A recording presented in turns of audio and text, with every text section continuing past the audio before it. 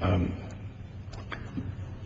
Speaker, I give myself such time as I may consume, and I first of all like to thank my good friend, Representative Sandy Levitt of Michigan, for his leadership as the chief sponsor of this resolution and as the co-chair of the Congressional Executive Commission on China.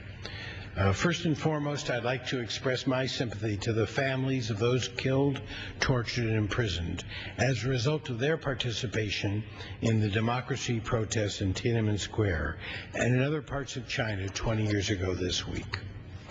The world must not forget the horrendous events which occurred that fateful day, when the Chinese army was ordered to clear the square, using lethal force against its own citizens.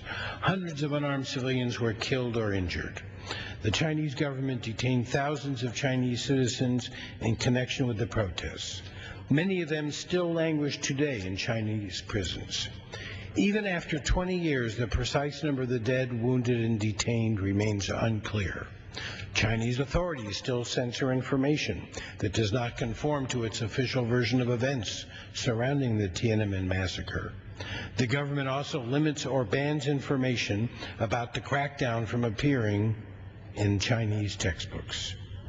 How can China claim its place as a major global power if the government refuses to address the Tiananmen protests in an honest and candid way? How can China develop into a modern society if its own citizens are prevented from knowing their own history?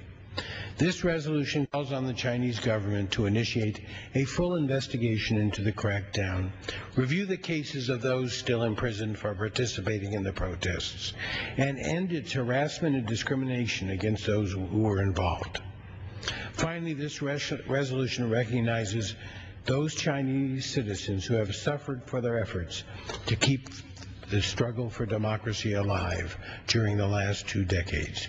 I urge my colleagues to support this resolution, and I reserve the balance of my time. The gentleman reserves the balance of his time. The gentleman from Texas is recognized. I reserve the balance of my time. Anytime.